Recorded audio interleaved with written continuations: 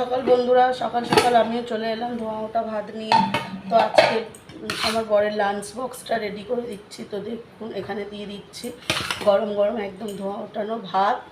দেখুন আমি এখানে ভাত নিয়ে নিলাম কিছুটা। তো এখানে দিয়ে দিলাম এখন কিছুটা আলু সিদ্ধ,